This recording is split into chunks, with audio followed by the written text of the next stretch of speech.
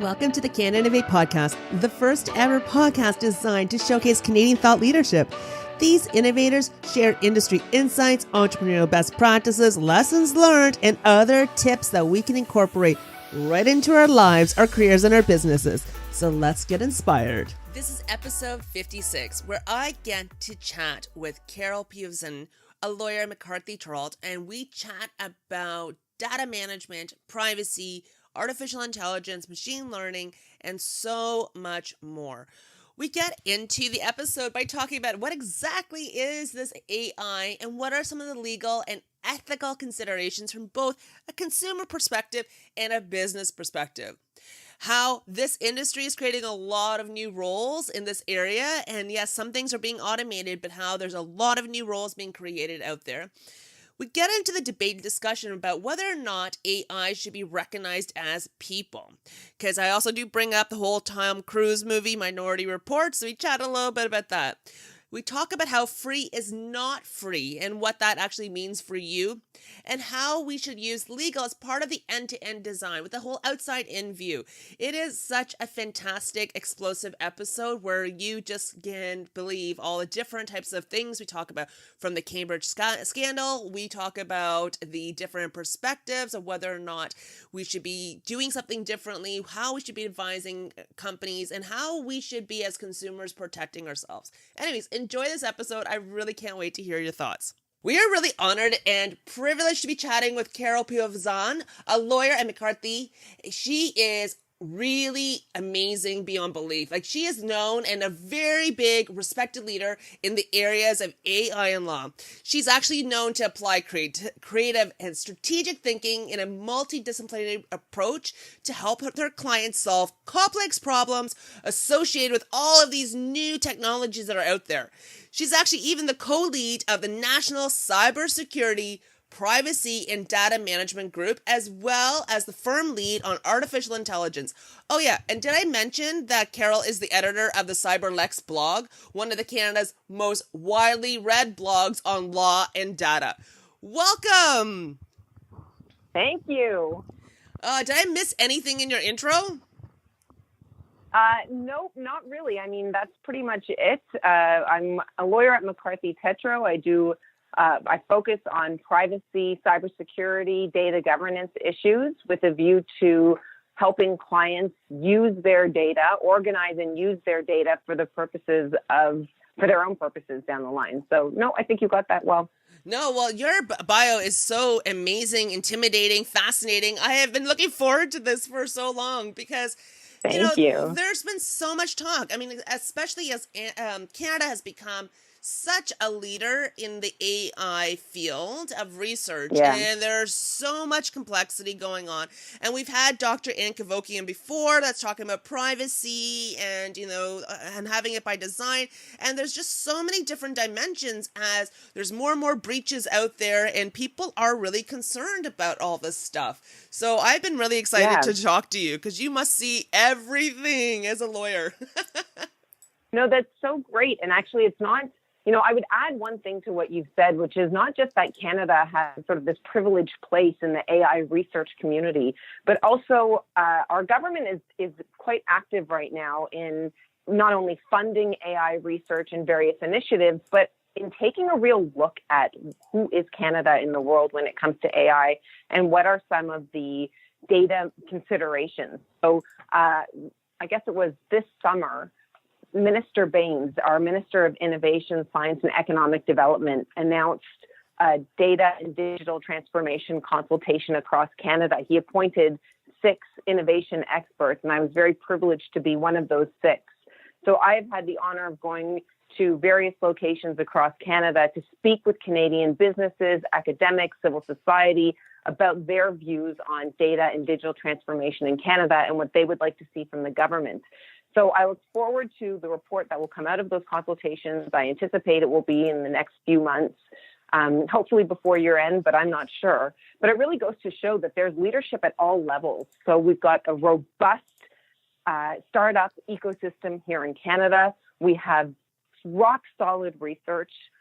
And we have national level support and provincial level support to mobilize Canada and Canadians to become a real leader in data management and data use, and that would include artificial intelligence.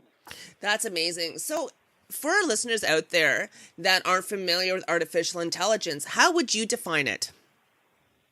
Yeah, so AI has a bit of a nebulous definition. There is no consensus as to what exactly it is.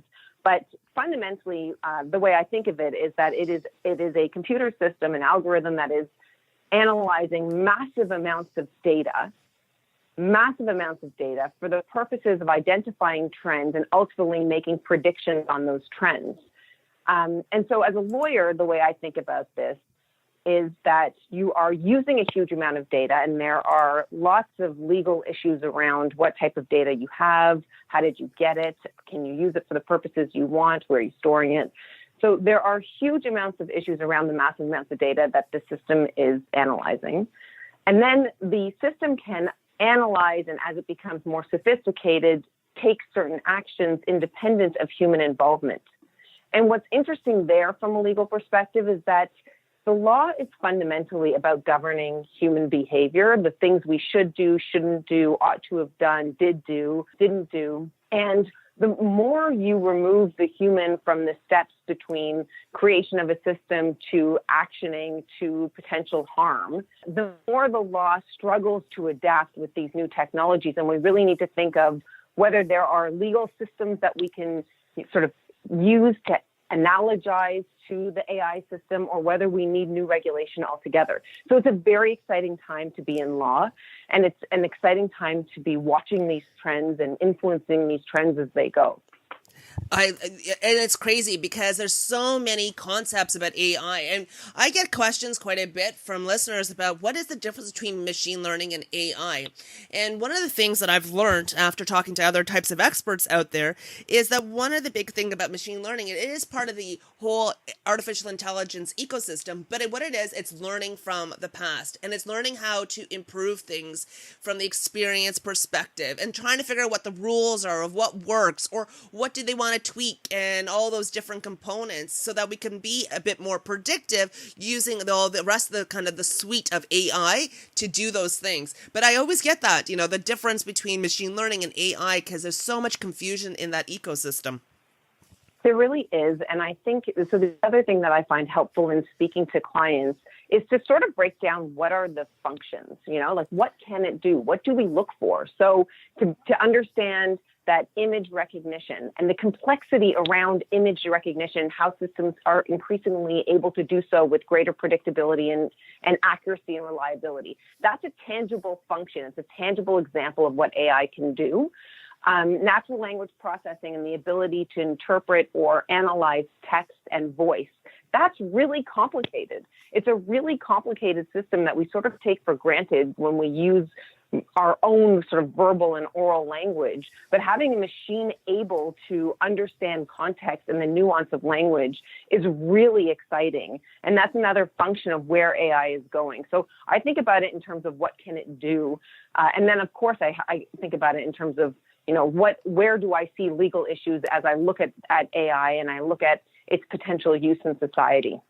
That's really fascinating. So what else can it do? So you mentioned image recognition, natural language, that text to voice. Is there other types of functions that you've seen that AI is being utilized for?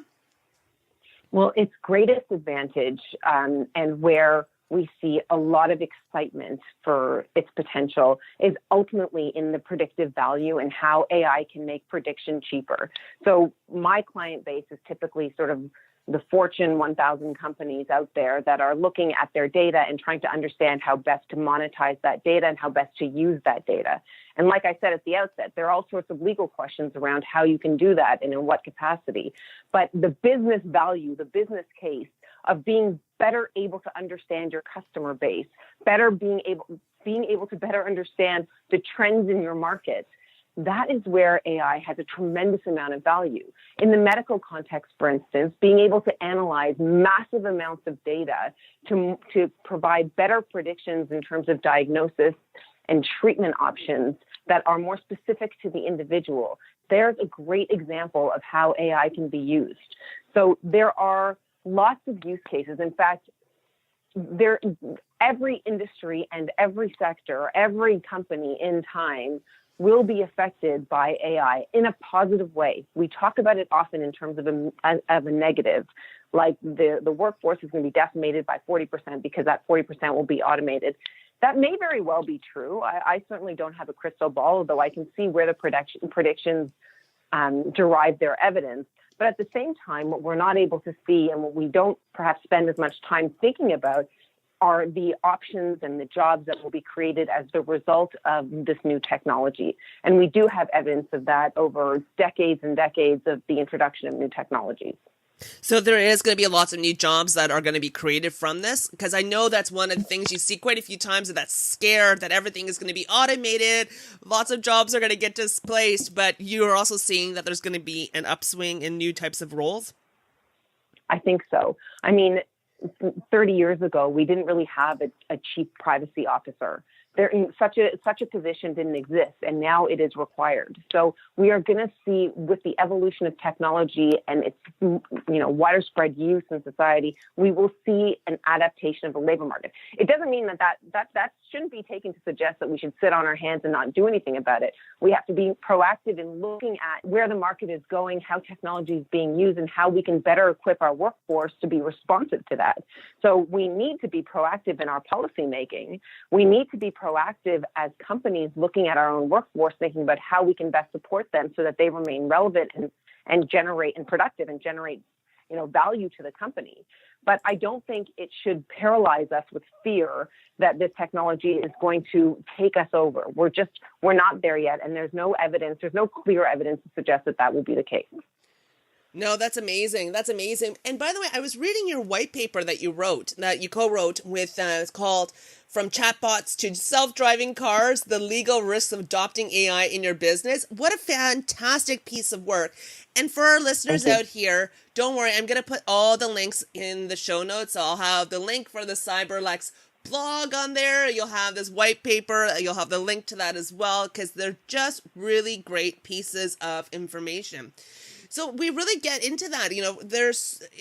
You do see artificial intelligence being used in multiple tools in multiple places. And I thought it was really interesting, just the title itself, From Chatbots, those little things that you see on a website that just kind of pops up, or Facebook Messenger, or those things, they're everywhere, to self-driving cars. Like, you really paint a real big ecosystem of all the different industries and technology and tools that are really using AI. Is there an industry that's not trying to use AI?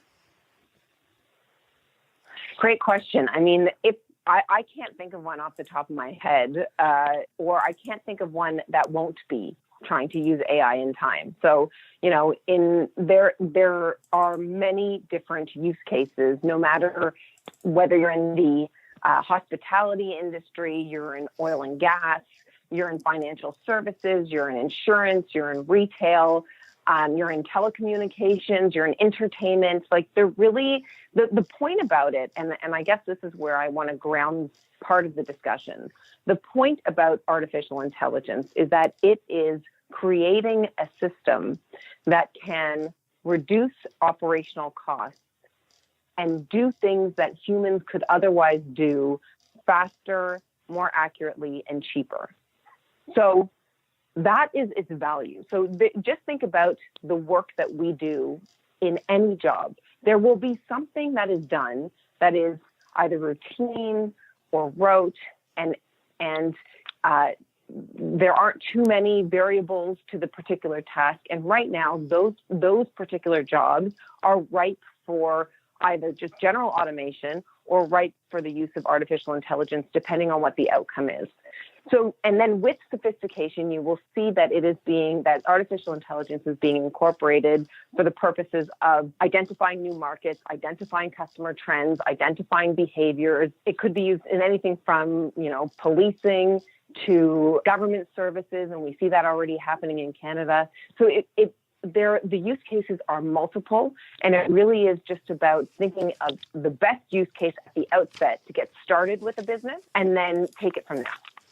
No, it's amazing. And it's great that you mentioned about, the policing government services, because as Canada and Toronto itself becomes that whole moving towards that smart city, it was really cool because in our past episode with Dr. Ann Kevokian, we talk about a little bit about it. And one of the things she said is that we're not using it for surveillance itself or, that type of thing. We're looking at from a data perspective is, do we have enough support and infrastructure to keep up with the ongoing demands, as opposed to surveillance and other countries are using smart cities. So I thought that was a really interesting kind of distinction. That's right, and I would agree with her. We're not there. We're not using it for the purposes of surveillance. But when it comes to technologies like facial recognition, so the ability to scan a crowd and be able to identify certain facial features that predict who the individual is, depending on what your database looks like. There are legitimate concerns about how that technology is used, and if it's unregulated for too long, could it be put into the wrong hands or used in a way that would not be consistent with our sort of social democratic values? And Microsoft recently came out with almost a plea to government to regulate facial recognition technology because of the concerns around its potential misuse.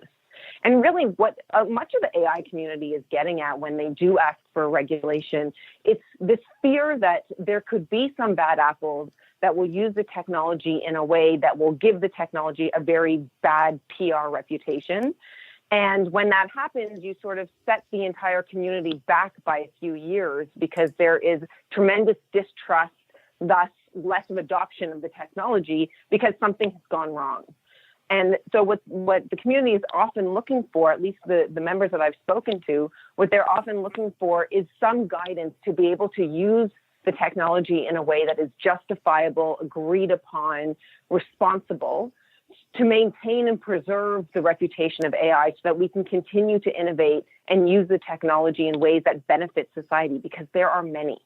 I can imagine there's also big ethical considerations that we need to kind of think about as well. There are. So the use of data is not neutral. We need to approach the use of data mindfully and responsibly. We need to understand that artificial intelligence and particularly, really, it's not even artificial intelligence.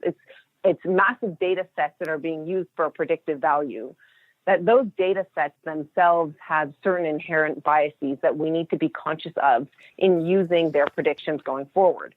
So AI, by using 10 years worth of a particular data, is using that data that existed 10 years ago. And the question becomes, is what was 10 years ago what we want the next 10 years to look like?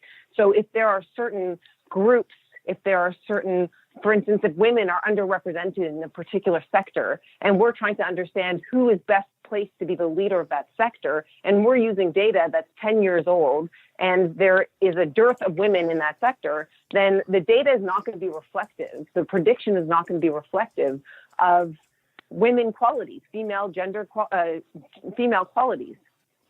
So we need to be mindful of that going in. We may have to tweak the data set. We may have to educate the people using the prediction to better understand where there are flaws or shortcomings. We may need to add certain data to the data set to make it more robust before we run the prediction. So it's the data itself and is not neutral, okay? The AI is not neutral. Technology is not neutral. It is a reflection of human society and human biases. And we just need to walk in with our eyes wide open to ensure that the predictions that we have, that we are conscious of the sort of shortcomings and the flaws in the predictions by virtue of the data that was used or by virtue of interacting with the AI. So there may be circumstances where the AI is ultimately biased by way of how we interact with it. And the Tay chatbot is a great example. No, it's funny because it got my brain kind of thinking about when you said that data is not neutral, especially there's human bias. Did you ever see that movie with Tom Cruise, Minority Report? I know it's always cited. It's always cited. I know. I always think about it. For listeners out there, if you haven't seen the movie, and if you are into science fiction, like I'm a bit of a science fiction nerd, I can't help it. So anytime of these types of things, the artificial intelligence and all the technology trends, that's kind of where it comes from, is my geekiness of being a science fiction geek. But anyways, the Tom Cruise Minority Report, it was kind of saying that they had predicted that he was going to commit a crime or whatever it was, and then because of those biases, it kind of actually almost kind of came true because of it was kind of like a prediction, but he was trying to beat that and trying to understand how to, and it was just a circle. But anyways, that's a great movie. And I think that's kind of what, people are like, how much bias is there and how much can we control? And I think that's where you really come into the place with the legal perspective of protecting the privacy and how much bias. Because I think about, warfare, for example, all those different things. And then I saw an article that freaked me out. I don't know if you saw that about, how they were saying that artificial intelligence systems should be recognized as people too. Yeah, that's been, so the EU, probably like 2 years ago, they sort of floated this idea of, and they're not alone, but the EU has floated the idea of extending personhood to artificially intelligent systems. They have since reneged on that idea. It doesn't look like they're pursuing it, but Estonia also raised that as a possibility. It's really not something being considered here. The systems, first of all, are not advanced enough. They are not sophisticated enough. It does not make sense to extend personhood, and which would be sort of what we did with corporations. And so there is no legal requirement or legal imperative to do that. The countries that will experiment with it, we can learn from, but it's not really something that's being explored too much here or any longer in the EU. Oh, thank goodness, because it's kind of a scary thought. It's a fascinating thought, about where does the roles and responsibility and accountability sit and fall and so on. So there's just so much that's going on, right? Right. And that actually is an interesting discussion, though, about who is accountable when something goes wrong and how does the law recognize accountability for a system that has done something that perhaps was unpredictable or unconventional. It has acted in an unconventional way, meaning not a way that a human would typically act, and has done something that was either contrary to its initial purpose or has in some way inflicted a harm. And at law, harm is sort of defined more broadly than a physical harm, but it could be really a breach of a contractual term. So the parties had agreed on something, the system does something that is contrary to the agreement of the parties, and now all of a sudden one of the parties has suffered a harm as a result. And we're really looking at, was the contract robust enough to account for that potential liability? And so there would be somebody who was on the hook for that harm caused. No, it's amazing. Because especially, the whole thing with the GDPR that came into place with the EU.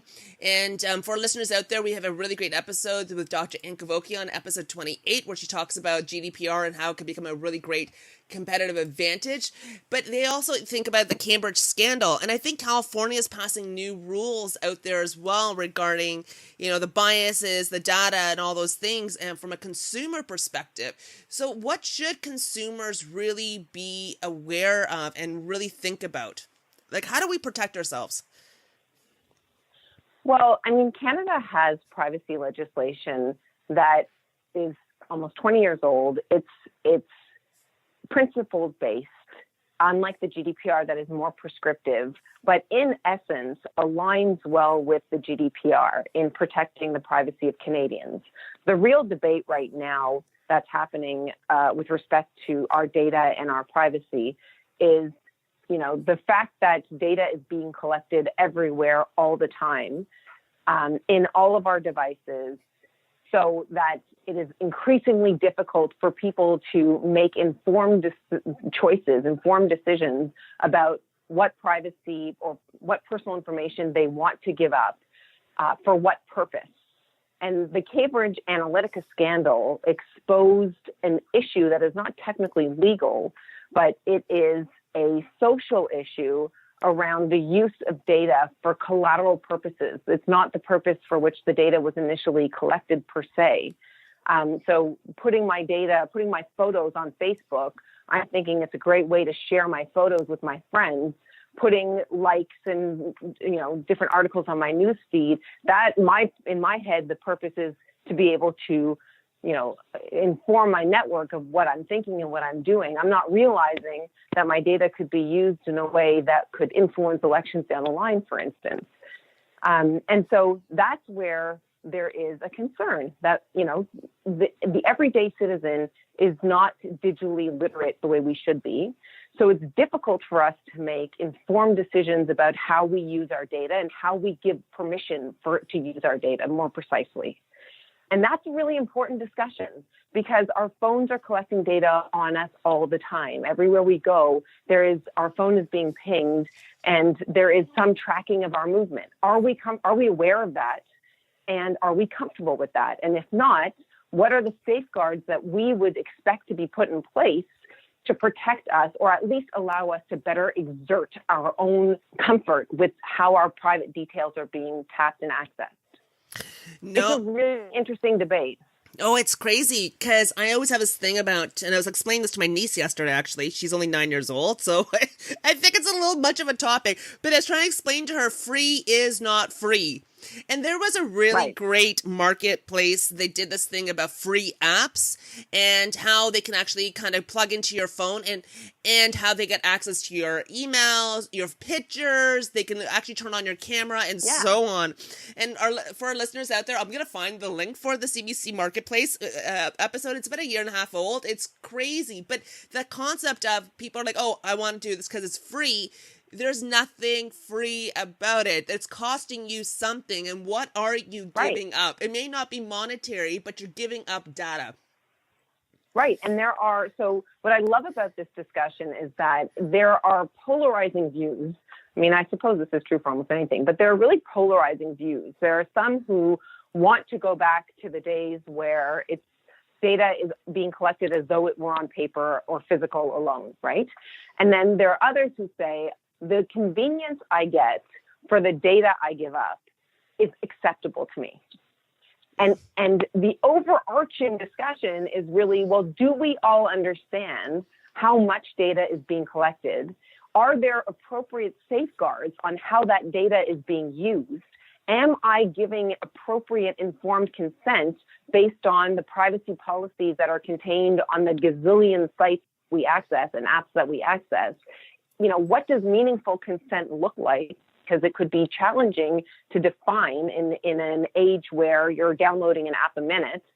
So this is really the nub of the discussion. And this is what AI as a technology is raising. AI bumps up against our values because it is taking our information for the purposes of a future prediction. And when you think about that and you break down all of its pieces, you see how many value-based sort of assumptions and inferences are being made in order to deploy a system at a societal level, okay? Now, there are also chatbots being used to help you make, maybe a claims process or to access a benefit or something, and maybe it's not quite the same level of scrutiny that's required, but it's a really rich discussion right now. And it's often coined the fourth industrial revolution.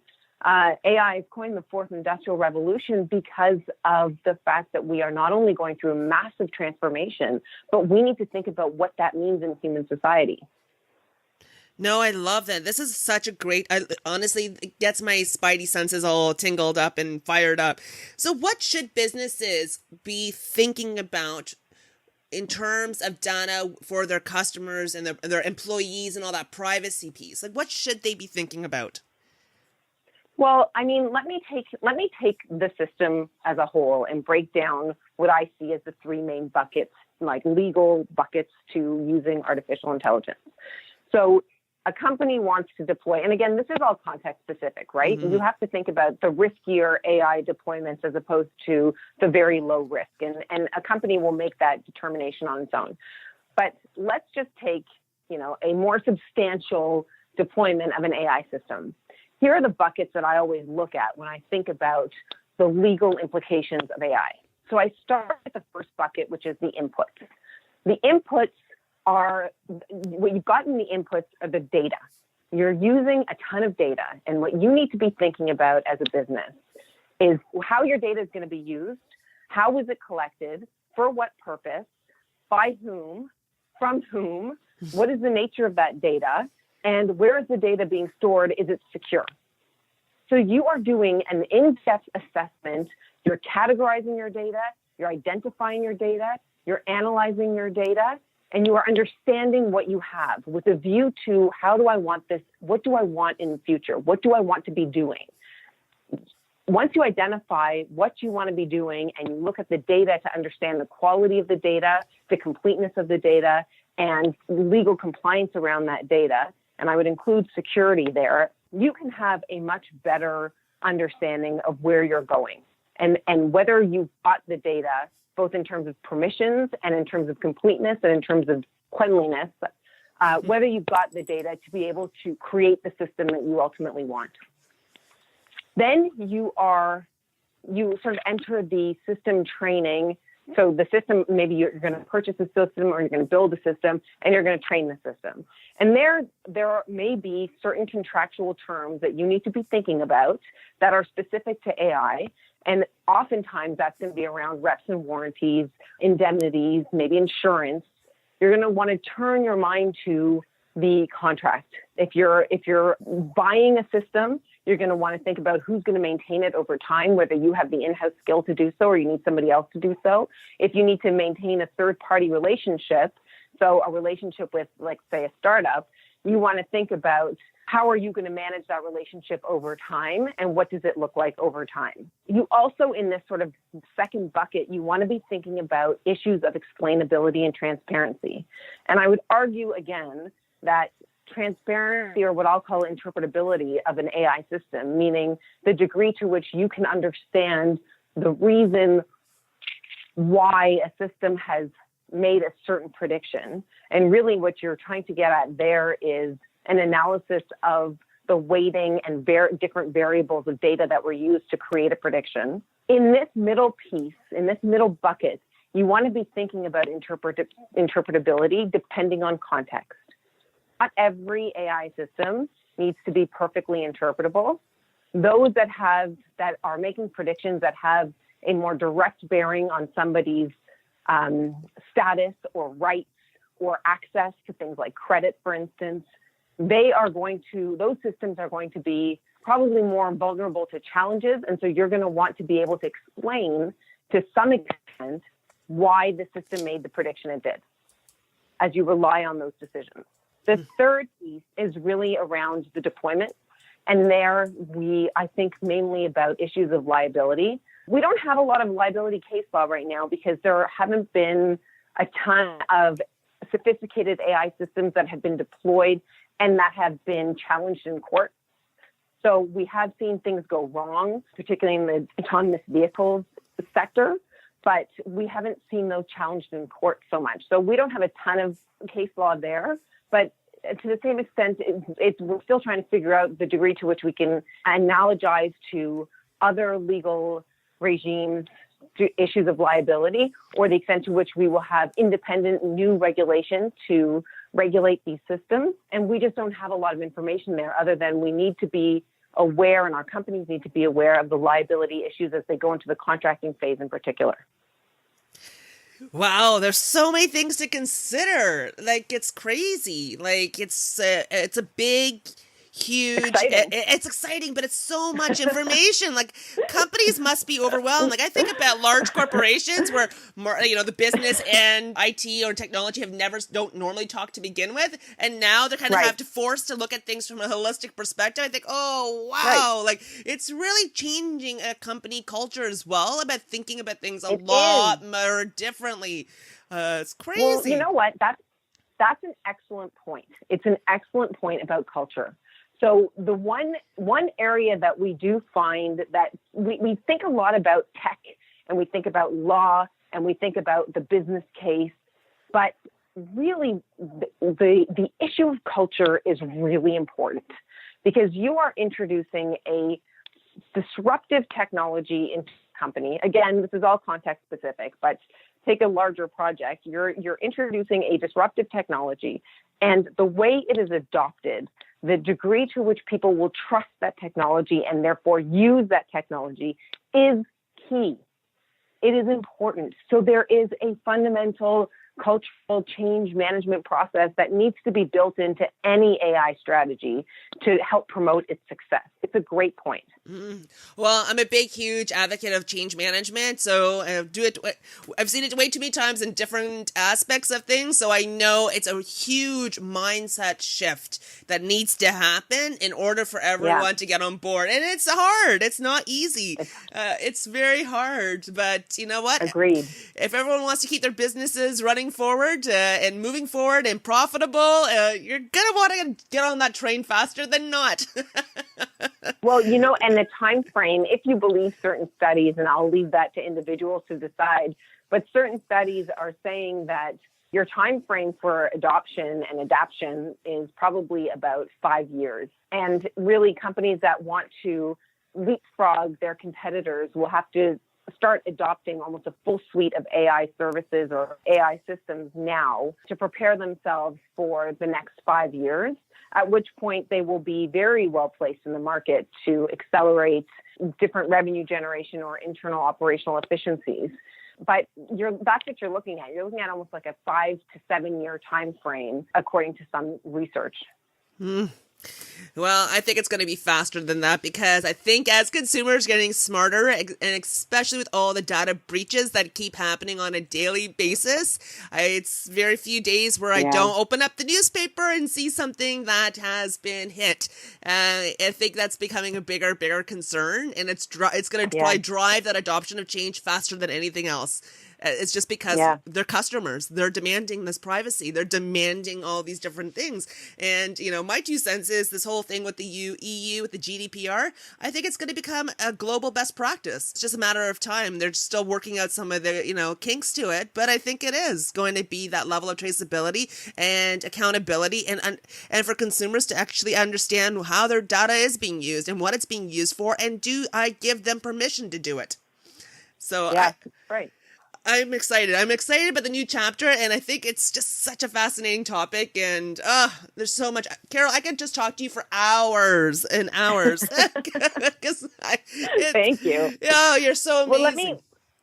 Thank you. One thing that I do want to emphasize is, because you raised this in your comments, it's absolutely true that it feels very overwhelming to start to think about data and how you're going to use that data in a way that, as I say, is either revenue generating or creating operational efficiencies. I 100% agree that it can be very overwhelming, even when you have a large, sophisticated team working on this, because it is an integrated approach that you need to be successful in an AI strategy. And what I often find is that the business unit comes up with a great idea. They turn to tech and they say, hey, is this possible? Can we do this?